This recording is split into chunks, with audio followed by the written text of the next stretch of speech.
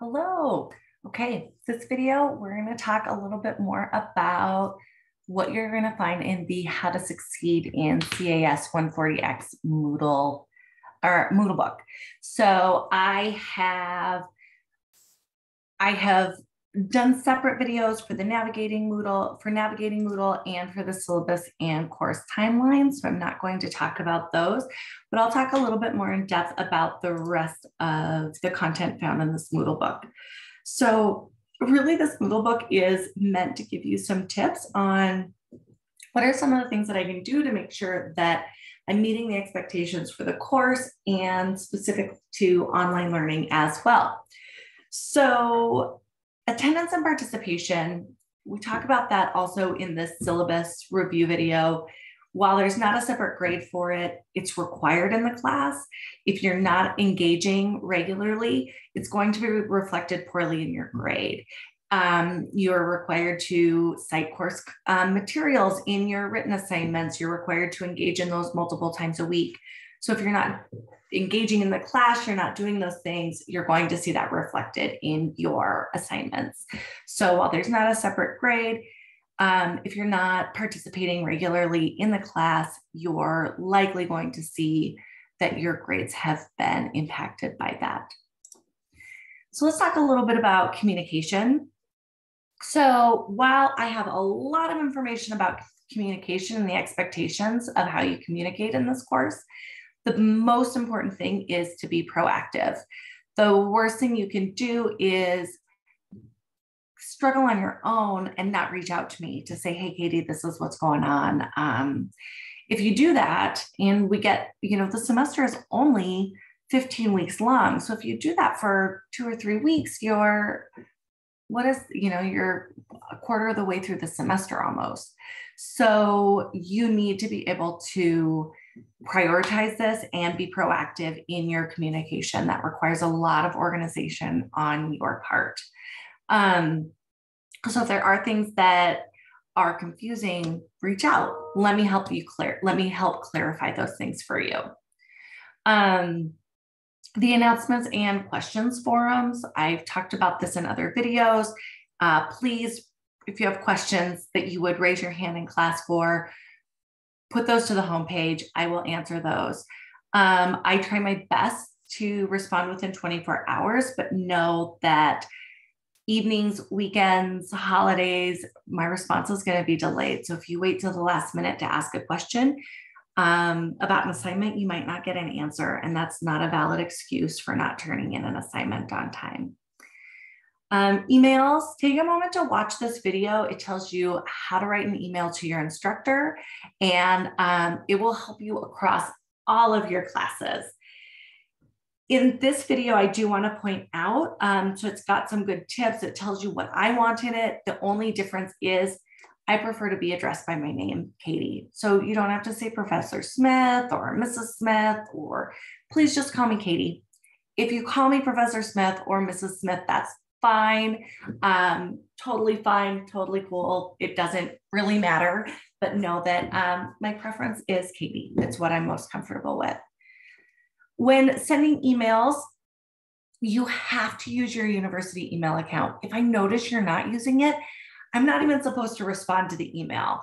So if you haven't gotten a response from me, that might be why. You also need to format an appropriate subject line when you email me. The reason for this is so that we can communicate more effectively, and you can get your answer more, you can get a more accurate answer, and you will get that answer more quickly. So you need to tell me what course you're taking from me and what the topic of your question is. So if you don't include your course number in your subject line, I'm going to respond back and say, hey, what class are you taking from me? Because I'm not going to go through each one of my classes and go through my list to see which one you're taking or which one you're referring to, because many of you are taking multiple classes from me. So you need to put that in there. If you don't, instead of responding and answering your question, I'm going to respond to your email to say, hey, can you please tell me what class you're in? So you'd have to wait for me to read your email to respond and say that. Then I have to wait for you to respond to my email. Then you have to wait for me to respond again. And you're not going to get, you will get a more timely response and an actual answer to your question if you can include that information. Use professional language and be respectful. This is really professional academic communication. So your emails should be clear and they should ask a question and or I should know what you're trying to tell me in your email. Spelling counts, all of those things count in an email.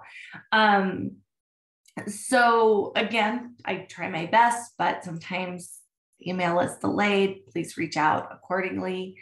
So unsure if you should use a forum to ask your question or if you should send an email. Don't let that stop you from communicating. Send me an email. I will let you know, hey, this would be more appropriate for the questions forum. But I'll let you know. We're learning here. It's a learning process. I don't expect you to be an expert today, okay? Next, if you have an accommodation, please send it my way. I really do want it. I want to get you set up at the beginning of the semester. If you want to meet, and we can meet via Zoom, we can meet at a coffee shop. It doesn't matter to me. We can figure this out. But I want you to succeed in this course. My whole point is in doing this is to support your learning. So if you need me to do something differently and you have an accommodation so that I can support your learning better, send it my way. I really do want it. And please send it early. I really have had students wait until even the finals week of a class to send me their accommodations, and they're not retroactive. So even though it was active, if you don't communicate it to me, it's like it doesn't exist. So please send it to me. We will have a much smoother semester. If you do, I really do want it. I understand all of the reasons why students don't send this. And so I guess, so I understand if you're not sending it, it's okay. But please know that I'm very sincere in my request to get those letters at the beginning of the semester so I can support your learning in the best way possible. Okay, let's talk a little bit about assignment expectations and course tips. So in this course, there are 3 exams. There's one at the end of week 1 to assess your understanding of course expectations and how prepared you are to succeed or to proceed in the course. And then there are 2 more exams, one near in midterms and one the final week of the semester. So all of those exams I will talk more about, or I'll talk about in more detail as we get closer to taking those. The same thing is true for discussion forums. I'll do a separate post on the page 1 on week 1 Moodle page to talk more in detail about the assignments. But all of our written assignments for this class are in a discussion format to encourage discourse and the sharing of ideas. And we all bring our own perspectives, experiences to this class. And we get to benefit. The point of the discussion forum is to really benefit from these conversations. Late makeup work policy, I talk about this in detail in the video that I did talking about when I go over the syllabus. So I'm not going to talk about it in detail here. Go to the syllabus, read through it, make sure you understand it. I don't accept late makeup work. Exceptions to that policy are written within the syllabus. Know what you need to do. And again, what does a successful assignment look like? So when I'm grading, this is what I'm looking for on a global in a global context. Within each assignment, there's a more specific grading rubric for the written work that I will discuss again in the discussion forum video that I do. So some general tips for the course. So online classes often lack accountability of attendance that on-campus classes provide. And I find that students kind of trip up there because they'll get behind in the class because that accountability doesn't exist. So do your best to schedule time every week, as if you were in class. If this was an in-person class, we would have 3 hours a week of lecture, and then you would have outside time for reading and assignments. So prepare to invest a minimum of 3 hours a week in this course. All of the assignments are looking for you to demonstrate that you've read and understand course content. So you need to reference your course content in your assignments. If you're not doing that, you're not going to do well on the assignments.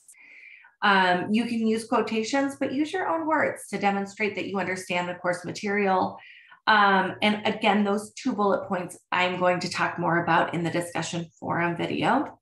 And then be proactive about be proactive. Communication is the key. So let's stay in touch. Let me know what's going on. And the more proactive you are in communicating, the better I can support you in your learning. Some tips for exams. Don't wait until the last minute to take the exam. A lot of students do that. And I noticed that it's like, oh yeah, you gave yourself like an hour to take the exam or 30 minutes to take the exam, and you ran out of time, or you didn't answer all the questions. And this is what my big criticism about this textbook is that it doesn't have a glossary in it. So while your exam is open book and open notes, one is sometimes you're going to find the answer in the Moodle book, on the supplemental content that I posted to Moodle. It might not be from the textbook because the quizzes are based on all of the content in the course. A lot of the quiz is based out of the textbooks, but there's not a glossary. So you can't go and find a key term in here. So when you're taking the midterm exam, you need to be very familiar with the content in this book and where things are at in order to do well on the exam. Just know that all of the questions in the exams are matching, true, false, or multiple choice. There's one short answer question in the course overview quiz, but for the midterm and the final exam, it's all multiple choice, true, false, or matching term, matching things like terms and their definitions. Discussion forums. So like I've said multiple times in this video, there'll be a separate video really talking about those discussion forums. That's where the majority of your points for the semester come from. You need to be on time with them. Like I say when I talk about the late and missing work policy in the class, discussion forums are meant to benefit from real-time written discussion. So if you're not participating in it, you're losing a big part of the benefit of the assignment. Be respectful and maintain confidentiality of your peers. So those are some big expectations, but I included very little here because we're going to do a whole big video about those assignments.